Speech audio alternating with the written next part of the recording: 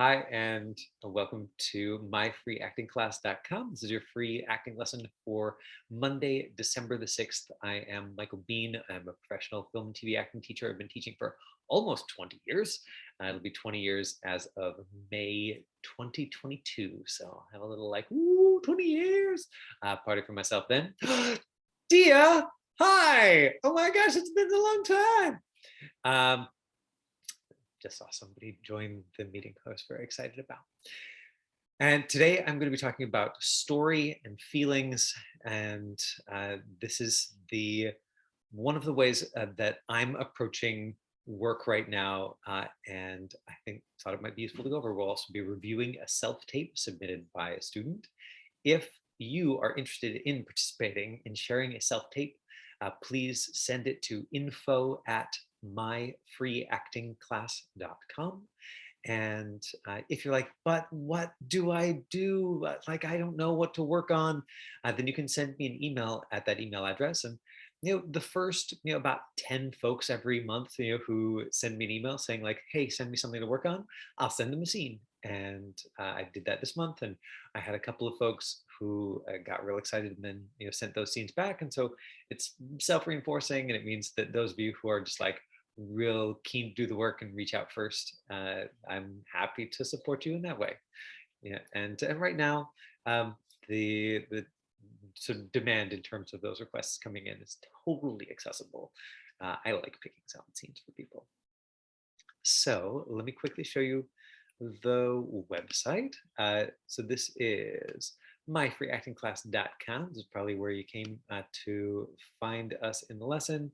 If you go right down here, if you're like, what was that email again? It's right here on the website, info@myfreeactingclass.com. Today, we're also going to look at a few things from the video archive. If we click there, it would take us over here.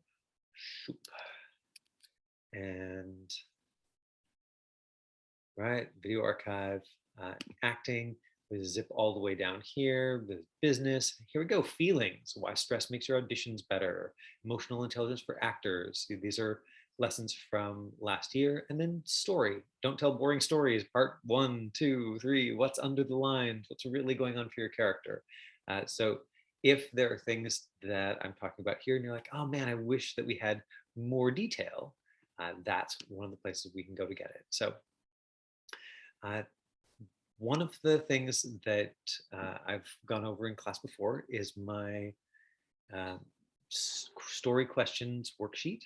And so looking at that today, here's the current version of this worksheet. It's an evolving document because I like moving around these ideas into different patterns in different ways.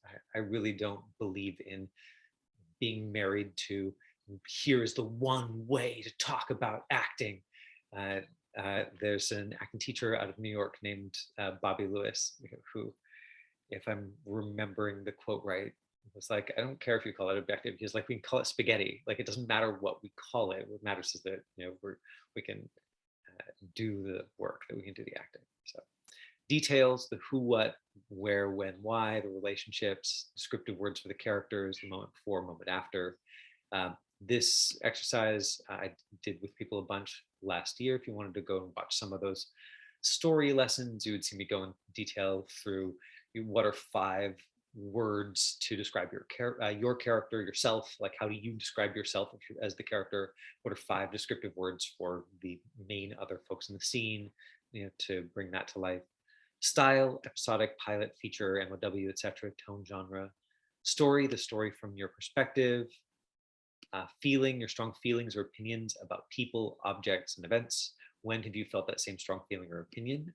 This is also called personalization or substitution, depending on which acting teacher you're talking about and sort of what way in they're using to it. Changes, how your feelings or opinions change in the scene, very, very important. And objective, what do you want the other person to do or feel? And so one of the things that is endlessly fascinating and challenging about acting is that you are essentially doing both jobs at the same time, but they require different energy. They require a different approach, in my opinion. Is that you're a storyteller, And that's the role of the actor, is to tell stories. You are um, That's the creative form that we're in. We're taking what's on the page and then bringing it to life and filling it up with ourselves. And telling a good story is really important, knowing how to tell a good story. And then, as the performer, when you are in the moment doing that work, your job also is to just feel it deeply. So I want to be a feeler. I'm a professional feeler of things.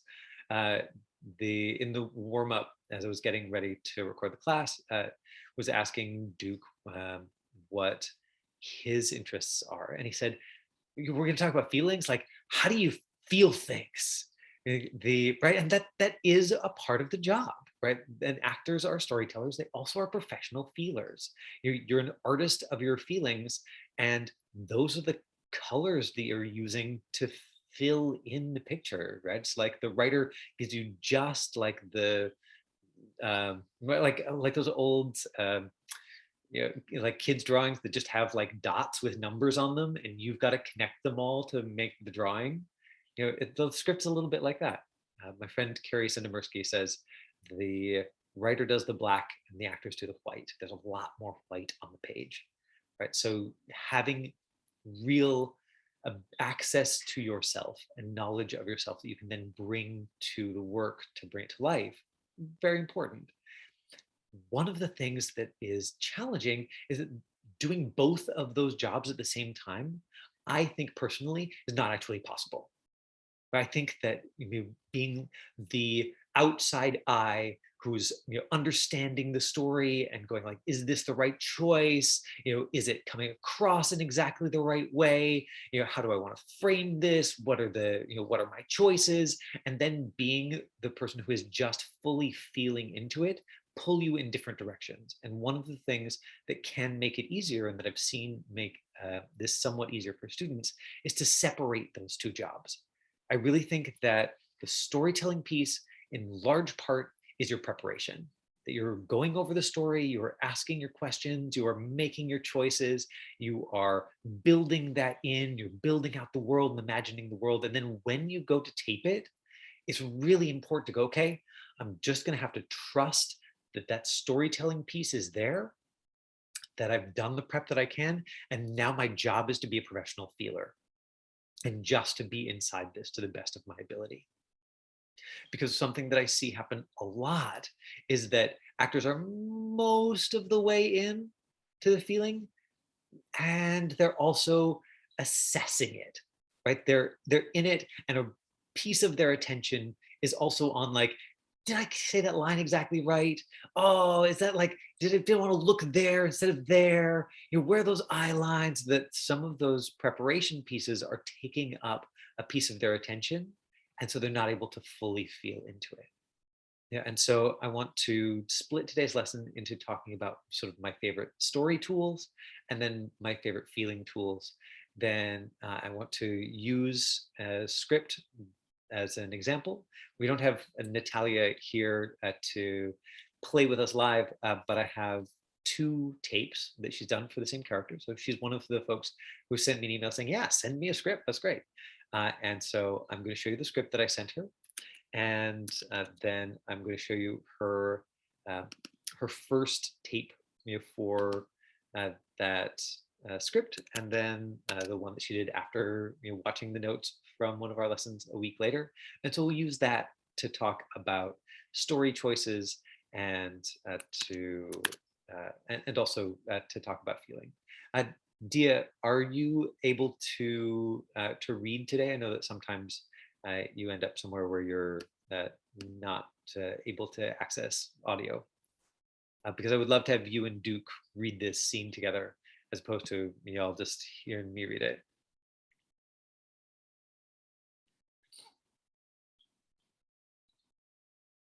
Dia, Dia.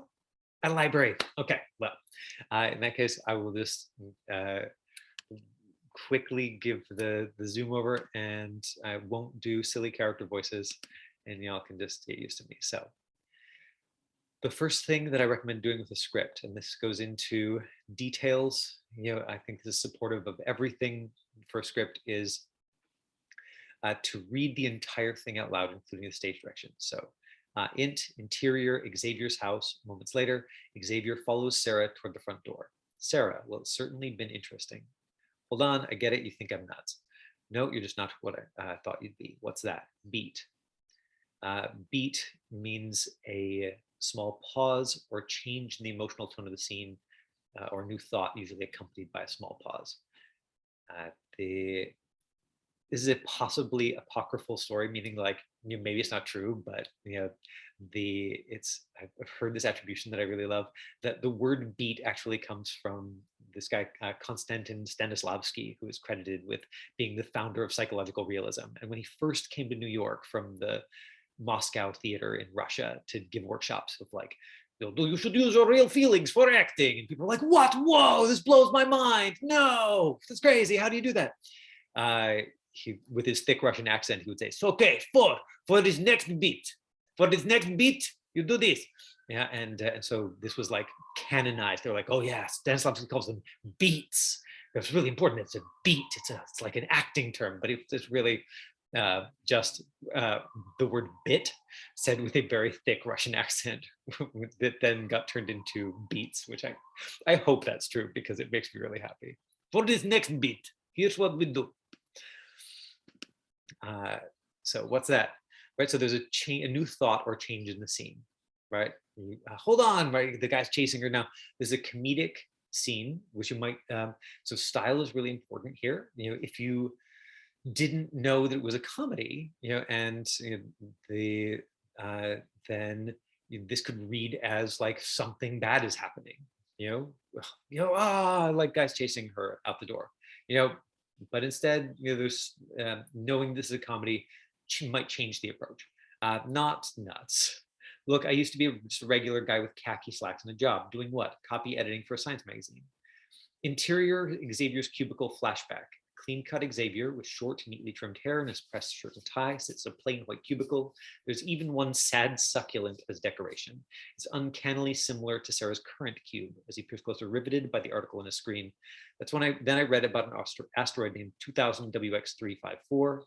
Interior Xavier's house back to present. So this is really normal for a flashback. Often for an audition, if there were lines here in the past, there would be like a big fat X through them. Right, so it would be like, and so it's one of those things you have to look for in an audition script. They'll cross out bits that they don't want you to do in the performance. How it's going to buzz right by the Earth in 8 months, 12 days, more. But I believe based on atmospheric expansion from global warming, it's actually going to be effect. Now, when you get something like this, writers really try not to run lines from one page to the next, but it's not something they can avoid. Actors often accidentally rehearse little pauses in here at the break between pages. So just as you're preparing a script, let's see if Natalia does it, because I don't remember if she did or if, right, it would be her reader who does it. So because it's just somebody off camera reading, almost for sure, because it's just somebody with the page who is not an actor. I think it's just her husband who she presses into helping her all the time. Almost for sure there's going to be a pause here. And there is no pause. It just seems like there is visually because the page breaks. So making sure to like, a lot of actors will like, take a pen and sort of draw an arrow for themselves. And they'll be like, oh, that's wrong. That's what I need is that. And they'll be like, okay, I'm going to draw an arrow here to remind myself that that this continues. Right, so you mark up the script sort of however you like to help you remember. And again, this is not something that I'm like, here's the one way to do it. You scribble on a script if it's going to be helpful for you. Don't if you don't. But I believe etc. a beat, right? So there's a beat written in there again. An asteroid is going to crash into Earth. You got it. Why hasn't NASA said anything about it? Maybe they don't know about it. Maybe they do. I don't know. They won't answer my emails. Right. Again, if this is comedy, then there's something about Xavier that even though he's saying crazy things is charming. That is the audience or the character Sarah is not going to like judge harshly. One of the things in comedy is that the consequences are lower. I think they tell us an asteroid was going to hit, right? So we got more banter here, than in Ted said. Would they? Yeah, unless they were afraid they would start freaking out. Sarah pauses. This is crazy, right? This is preposterous. No, it totally checks out. I did the math. Xavier pulls down a roll-up projection screen, clicks on a PowerPoint presentation. Xavier Holiday's Apocalypse Theory, slide 1 of 223. Sarah, oh God. Too much? Yep. Right.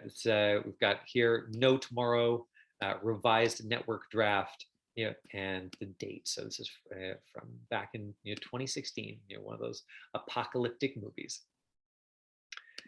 Apocalyptic comedy. I have no idea if this one was ever produced. It would be fun to go on IMDb right now and see what we can find.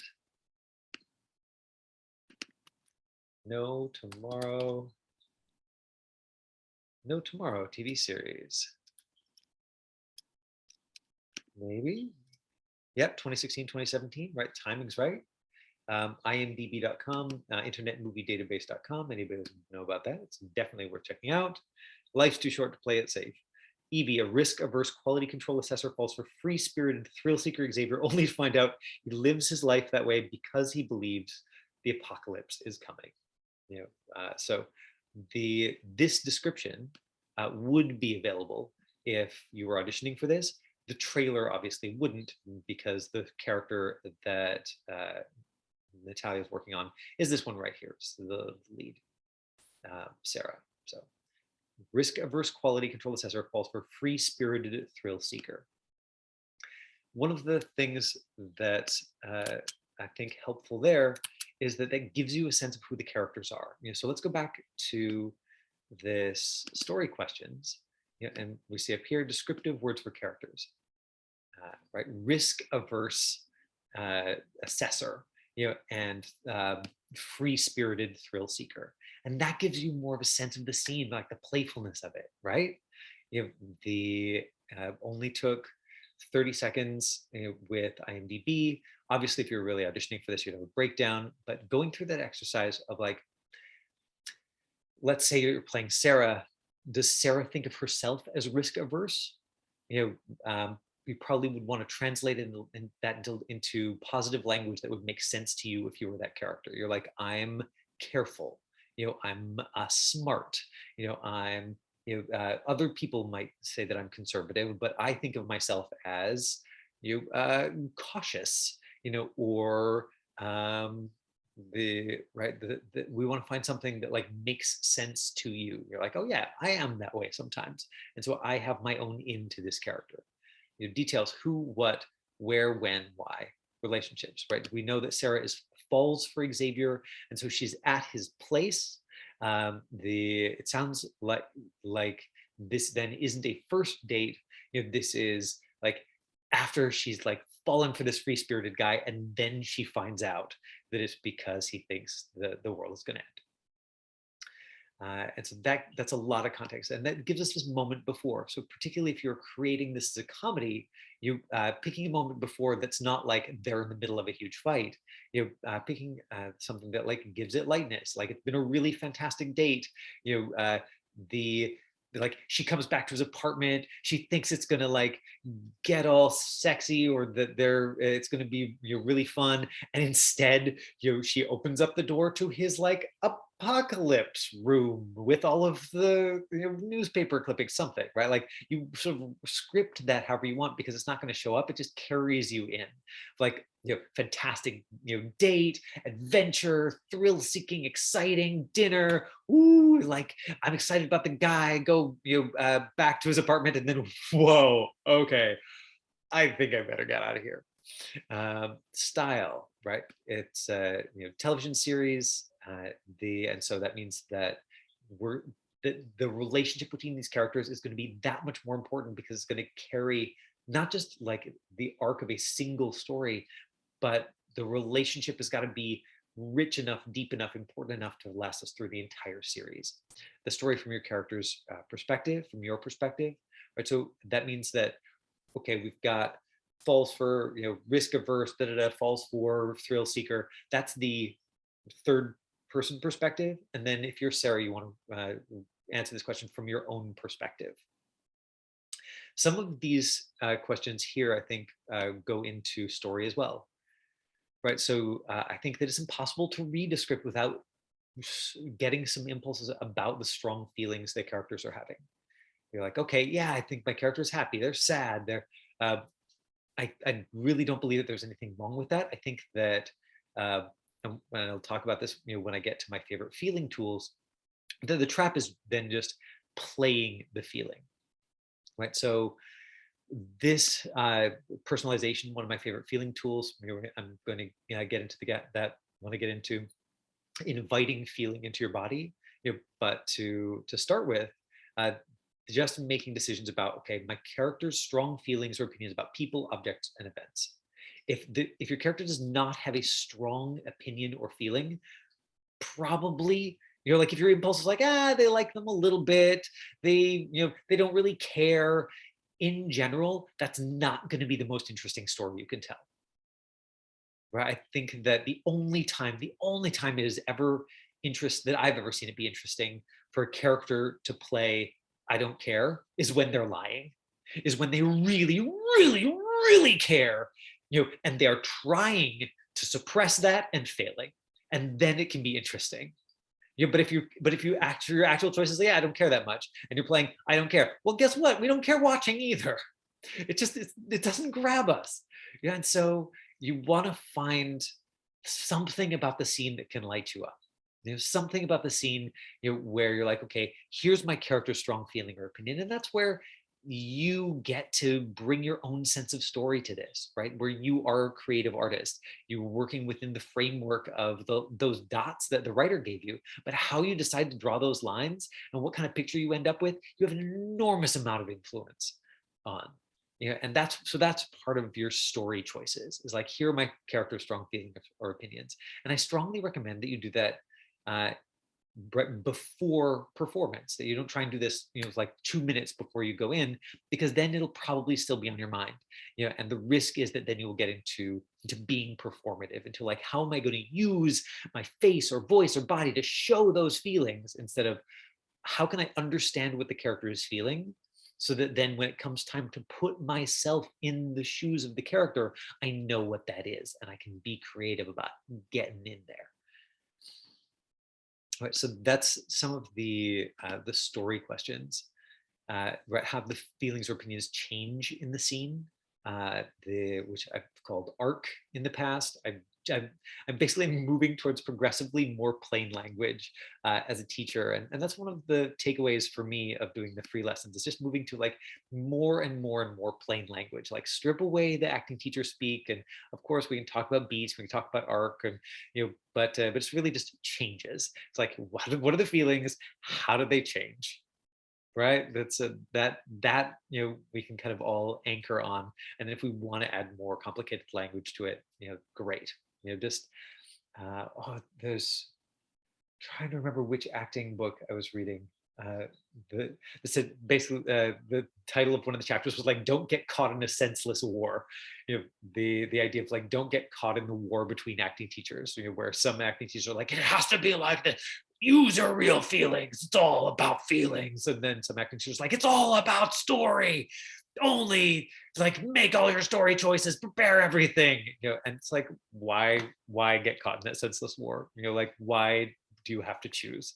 Maybe as an actor, as an artist, occasionally you have to choose to focus on one or the other. Oh, like, I think that I could use practice telling stories, so I'm going to read scripts. I'm going to take a class that's focused on that.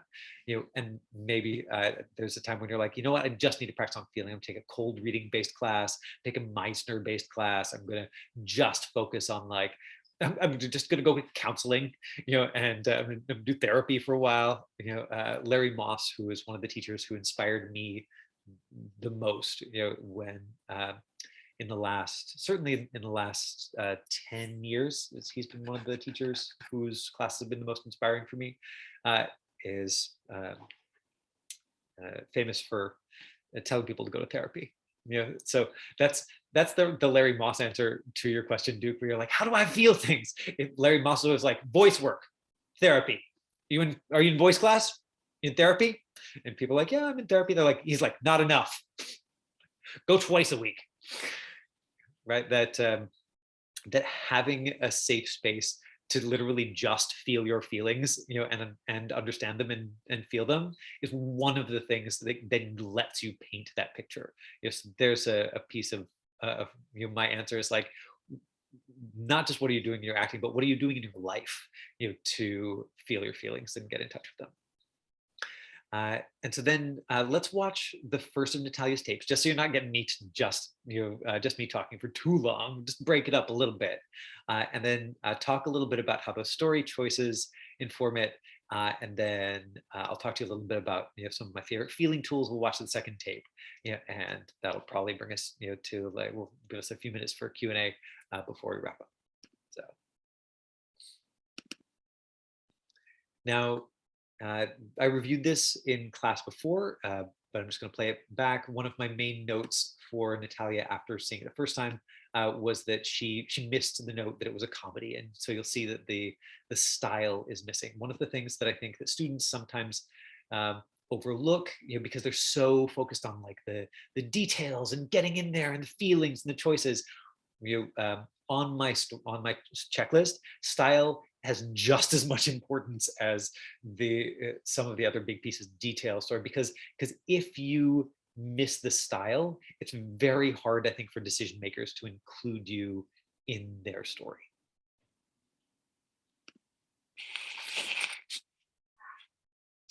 Oh, well, it's been certainly interesting. Also, I get it. You think I'm nuts. Oh, no. Just a little bit different from what I expected. Now, Natalia's, we've been here lots. I know that Duke and Dia, you know this, but just for everybody else, in terms of framing for self-tape, what we've got here is a medium close-up. So top of the head to just below the armpits. So there's no big space above the head. We've got an eye light reflected in her eyeballs. Really important, you basically have a big window or even like a desk lamp with a sheet of paper taped over top of it, pointed right at your face. It doesn't have to be fancy, just as long as you got light reflected in your eyeballs. There are some problems with the audio. It's like she's sort of rustling against her microphone, which I reflected back to her last time, and you'll see that she corrected for the next tape. Oh, no, not nuts. I used to just be a regular guy with a tight teeth, slacks, and a jaw. Oh, yeah? Doing what? Copy it. And so this is coming up on that spot with the page break, right? The page break in the scene, was the 8 months and 12 days, and then it goes to the next page, but I believe. So let's see if if Natalia's reader took a pause there. For a science magazine. How it's going to buzz right by Earth in 8 months and 12 days. Pause, An asteroid is going to hit the planet. Okay, then why wouldn't NASA told us about it? Maybe they don't know about it, or maybe they do, and I don't know. They wouldn't answer my Emails.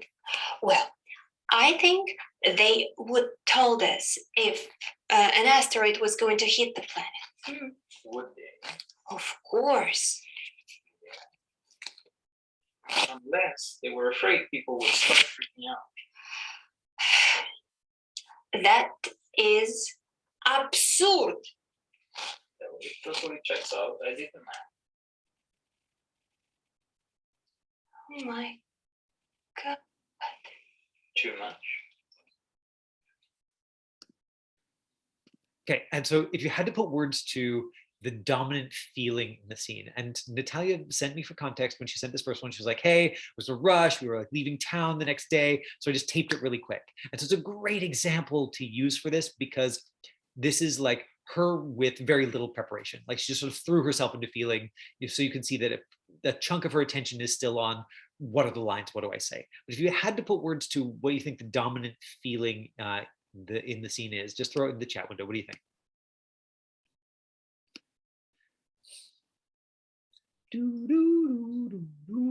I don't want to like, dismissive, great.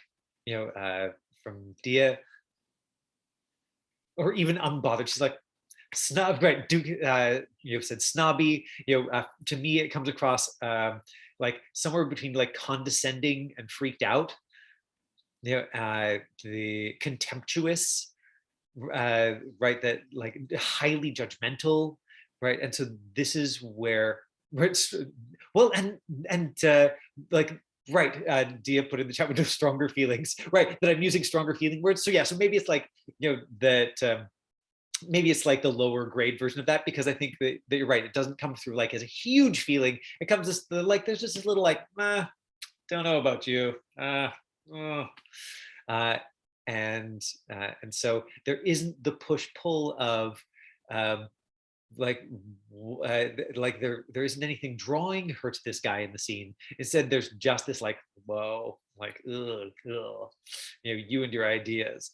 Uh, and so I think that that's sort of the access point for this to go, oh, okay, right.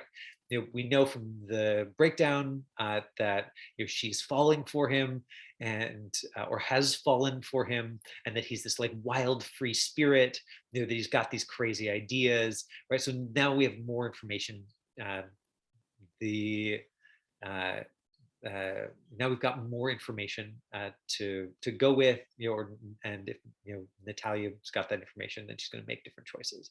But let's say that you're going into a scene where you're like, okay, I want to play condescending, right? Or I want to play dismissive. I want to play snobby. I want to play like I'm better than you. And that's my story choice, right? So let's say that Natalia, for her first take, wanted to do that extra piece of work, and had the extra prep time, and so she's like, okay, yeah, I'm my strong feeling or opinion is that like I'm just better than this person. Like your ideas are dumb. Oh my god, I'm so much better than you. I'm condescending. I'm looking down my nose at you, and that the danger then after deciding that feeling is that then you go in and play the feeling. Now, particularly if you are not condescending very often with people in your life, or that's something that you're not really like deeply in touch with, and let's hope you're not, honestly, like let's hope that's not something you're like, yeah, condescending all the time. uh the Duke gave the example earlier of sadness or fear. For me, anger, has historically fallen into that category of like, I don't know this feeling in myself as much. How do I get in touch with it for the scene? Right. So condescending would be a good example then for me of something that I would need to be creative about, because I don't have a very strong connection to it. If I just read this scene and what I want is for my character to be very condescending, and I just approach it in an intuitive way, right? So I don't do the story work, I don't do that prep work, and I'm just going to put myself in feeling. I'm just going to read it and see how I feel. Then what'll come across is like curiosity, and Michael Bean's version of that, which is like, I'm not sure about you, but I'm nice anyway, so you're probably okay. If I really want it to read condescending, I'm going to have to make clear story choices about that. I'm going to have to give myself something on the other side to react to. And that's where it takes us into feeling work. So let's say, like I said, hypothetically, that we're going to play condescending with this. That's where some of my favorite tools, for that are when have you felt that same strong feeling or opinion, right? So when have I personally felt condescending, and this requires obviously a certain level of being able to notice your own feelings. This is where I think, for me, journaling, like I also am a big fan of therapy. I see a counselor regularly. I think that it's something that, if it's accessible in your life, I highly recommend. There's one of the things I didn't realize when I started counseling is that it's a little bit like finding an acting teacher who lights you up, finding any kind of person whose ideas light you up. Is that it takes experimenting a little bit. You might need to try a couple before you're like, oh yeah, this person, when they say the same thing, it lands on me in a different way, which I think we've all experienced with acting teachers, right? Like everybody talks about objective, but then somebody talks about it, and you're like, oh, whoa, my mind is blown, or it lands on you in a different way. So, but journaling as well, for me has been highly useful. And I think I did a whole lesson at one point where I talked about the work of Julia Cameron and her book, The Artist's Way. Very, very simple journaling practice that puts you in touch with the goal of that work is to put one in touch with one's identity as an artist, and also can be really useful for giving daily attention to feelings. So you have those colors to paint with. So when have you felt that strong feeling or opinion, which, like I said, acting teachers often call personalization. So if I'm talking about being condescending, then it probably involves, like a certain amount of like being honest with myself, where it's like, where has somebody else experienced me as like being a jerk? So and then what do I want the other person to do or feel, right? So if I'm talking about the personalization, like when I've gotten that feedback personally, it's usually when I'm stressed or in a rush. Oh, okay, great example. I was producing a theater event in August, and a like friend, acquaintance, and neighbor of mine, came to shoot some video with a drone, and he just showed up at the wrong moment. Like much later than he was supposed to, etc. And I was really in a state, and I was like, no, like don't go there, stay out of people's way, right? Like, so I spoke to him in a way that was, I think, he experienced as very condescending. And of course I had my reasons at the time. I was like, oh, I was stressed and I had a hard day and these were the things I was dealing with, but like it really hurt his feelings, and we had to like to process it afterwards. So it's like, okay, so I know that I can be like that with people, and so if I wanted to play that, then I would have to make a choice, for Michael Biehn, if you're reading Sarah, that I've got a lot on my plate right now, and that Xavier is imposing on me in a way that he should know better.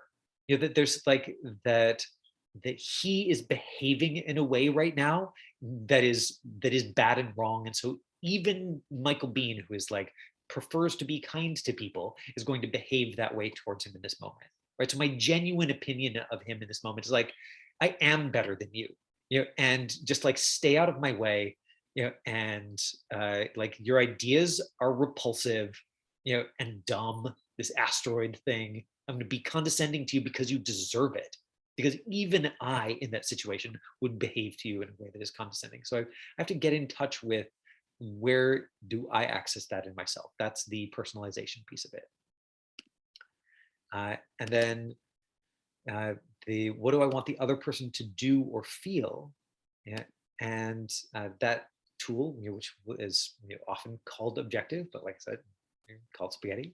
I love distilling it down into a really simple sentence that I can say to another person.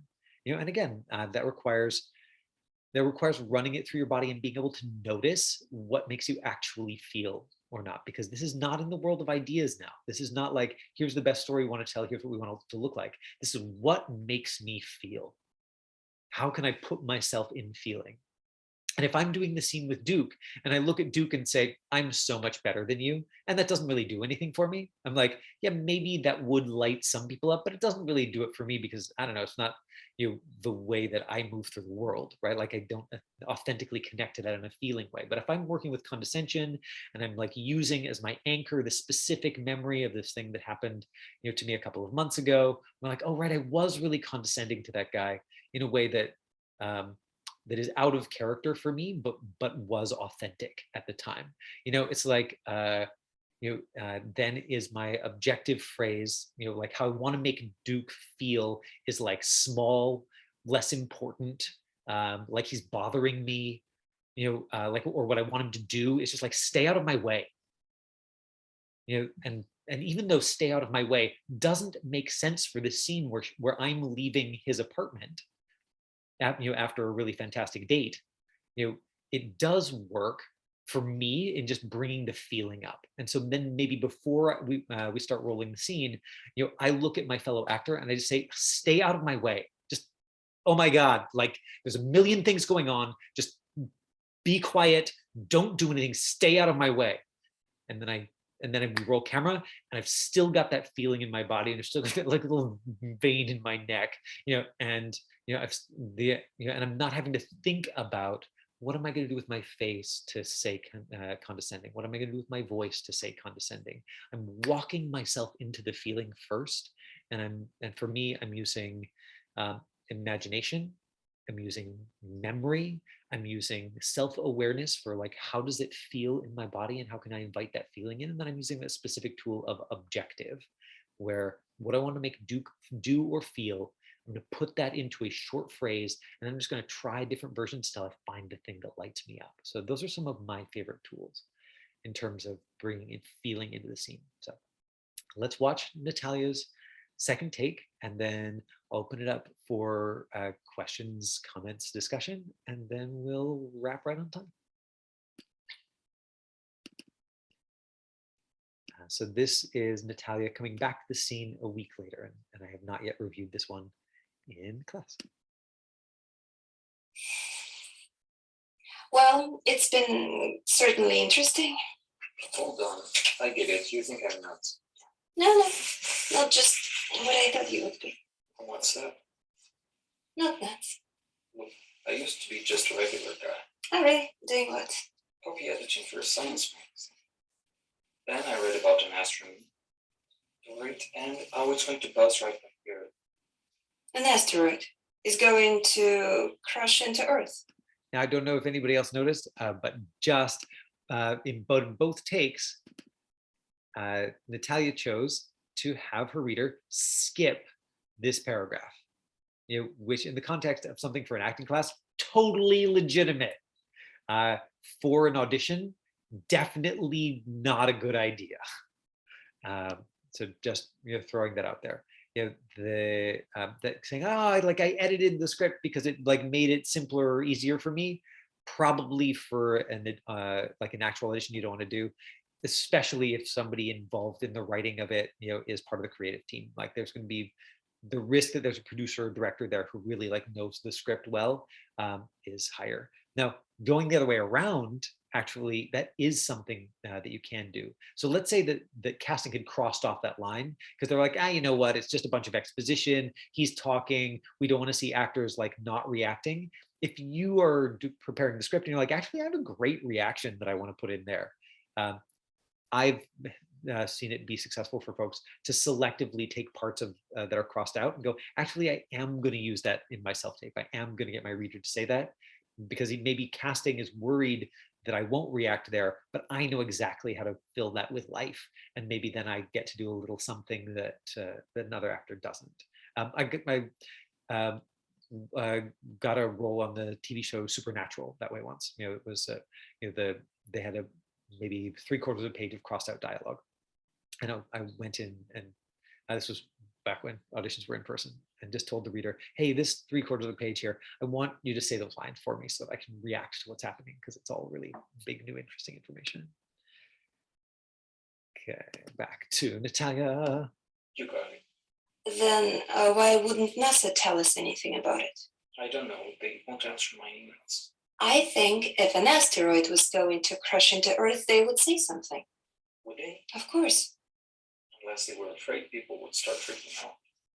This is preposterous. No, it totally checks out. I did the math. My God. 222 pages? Right, and so she chose to put in an ad lib at the end, to like add her own short line instead of the thing that's written there in the script at the end. Again, for the purposes of an acting class, why not? Just mess around. So you can see that it's much lighter. That there's a sense of like her sort of liking the guy, and she's getting her coat on. So there's that moment before of like, okay, like she's at the place and she's leaving. She managed to correct the sound issues. She's still got like, she's louder than her reader. It's horizontal. The eye line's good. And so the next level of notes for that is really about feeling, I think. Yeah, and so Natalia, who I know watches these. So Natalia, if you're watching this and you want to tape this again, then what I would love to see you play with, is like, what if this Like I'd love to see what is this like if it's a lover's quarrel. If it's like you're crazy about this guy, oh, like big passion, and then oh my God, he's got a shrine to the end of the world, in the spare room in his apartment. Get me out of here, right? And so it puts us in that like more playful land. And hearing you do it this time, I think one of the lines that really landed for me, was up here, not nuts. Oh, dang it, I'm scribbling on the scene. That uh, the one of the lines that stood out for me here, was you're just not what I thought you'd be. I get you. You think I'm nuts. No, you're just not what I thought you'd be. What's that? Not nuts, right? So she's saying, yes, I think you're nuts. And and so there's like a joke written right in there at the top, where he's like, no, you think I'm nuts. She's like, no, I don't. Yeah, I think you're nuts.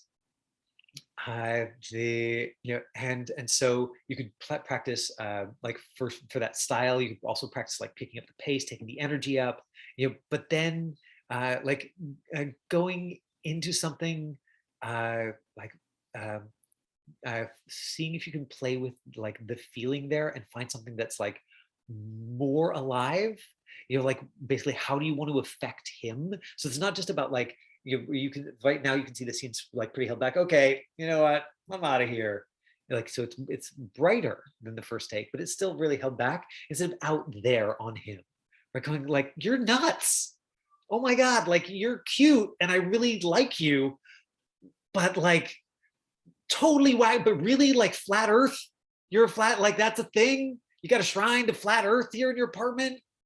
Like this is a deal breaker. I'm sorry. I'm out. And he's like, no, really. Like I used to work at this job and then I realized the earth was flat and I've got the science. You're like, here, let me show you the slides.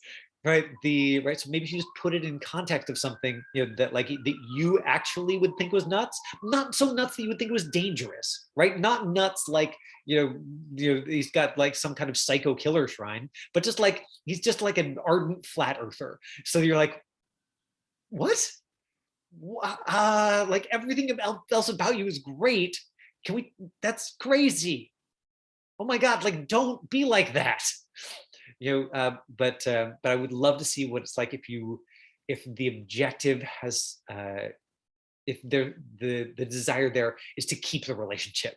Where it's like I want, like, just stop this craziness, so that I can keep loving you, or the like, oh my God, like tell me this is just tell me this is just a no big deal to you.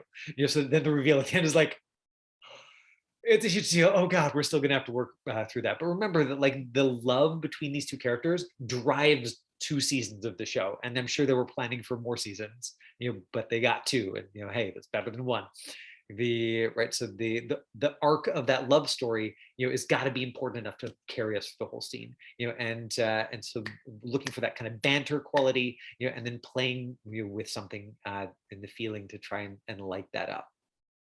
So those are my thoughts for Natalia's next take of the scene, and I hope having the concrete example is useful. And thank you to Natalia for just being so brave and sharing her work with us. Love that. We are coming up to 6 o'clock. Duke or Dia, if you want to throw it into the chat window or unmute yourselves and ask in person, what if your reader is emotionless? I think that that being able to run it with a reader who's reading fairly flat is important. That you should be able to do that. When you're like, if you've got a Zoom audition, or if you've got an in-person audition where you have a reader who's just like giving it to you straight, totally doable. I think that like for me, practicing with somebody who is going to give me the feeling can sometimes help me find it. But if I don't have that option, then it just means that I have to make really strong choices.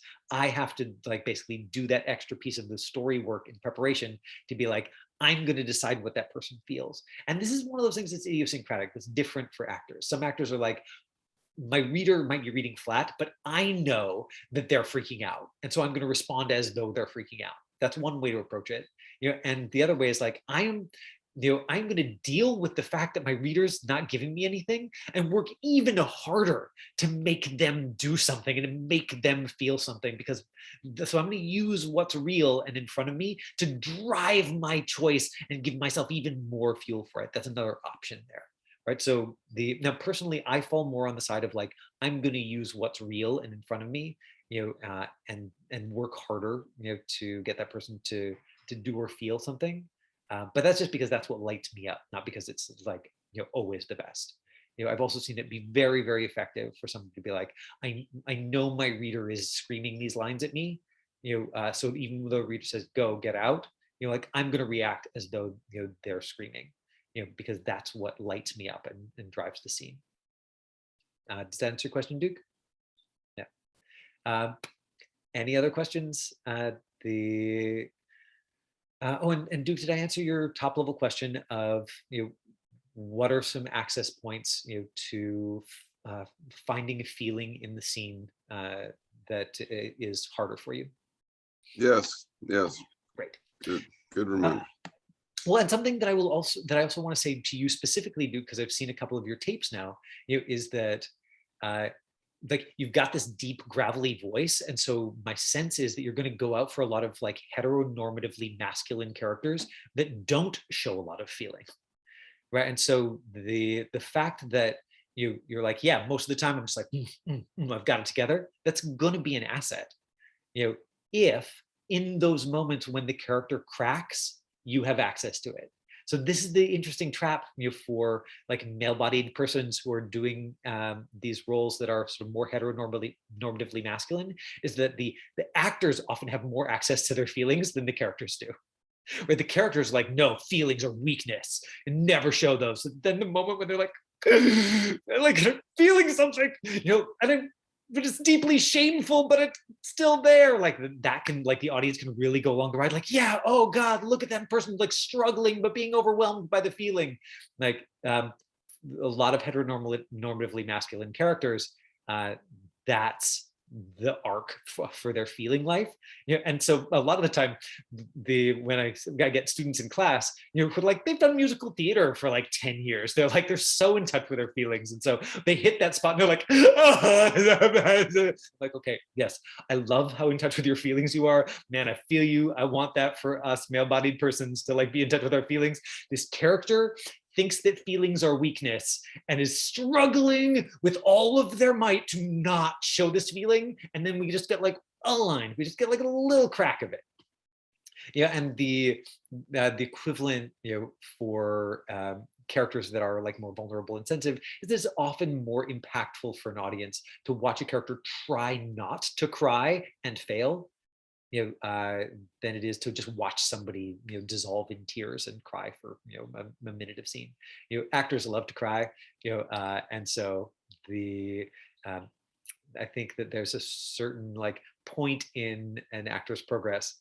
Certainly there was for me, where it's like when I first sort of like found that button for myself. I was studying with a teacher here in town that did a cold reading based class, right? So I was just feelings focused, like no story analysis, just like learn the lines, go in, see the other person, just read the scene, and something opened up in me, and I was like, and I found access to that feeling, and so I just wanted to cry every scene. I was like, yeah, oh, I just like, I'm so feeling it. I was just totally doing that like indulgent actor thing where I just wanted to cry because I needed it. I think I needed the emotional outlet, and I was like, yes, I rule, I can cry. And I remember my teacher was a woman named Shay Hampton, who teaches in Vancouver. If you're ever looking for a cold reading based class, right, that doesn't have that story, that just has like see the other person say the lines, feel the feels, SHEAHAMPTON, shayhampton.com, I think is her website. But I remember her saying, Michael, do you know who played that character that you just did? And I was like, no, I feel very pleased with myself. She was like, Pierce Brosnan, do you think he cried? And I was like, no, probably not. It was like a reality check for me. So so I want to say, like, don't hate on the part of you, that can do the like raw, like power through. And yes, as an artist, having access to those less familiar colors is important. You know, you but it's really the like the dynamic tension between the two where you're going to find the best stories, in my opinion. Okay. Uh, Thank you both for showing up today, and thank you to the folks who are watching this online. I will be back here next Monday. Let's say today is the 6th. We will definitely do the 13th, and then I'll let you know about the 20th. You might take the 25th and the 27th off for Christmas, just so so that I don't have to do this lesson while like folks run around and there's tinsel and Christmas carols in the background. All right. Thank you both. See you again. Thanks, Michael. Bye.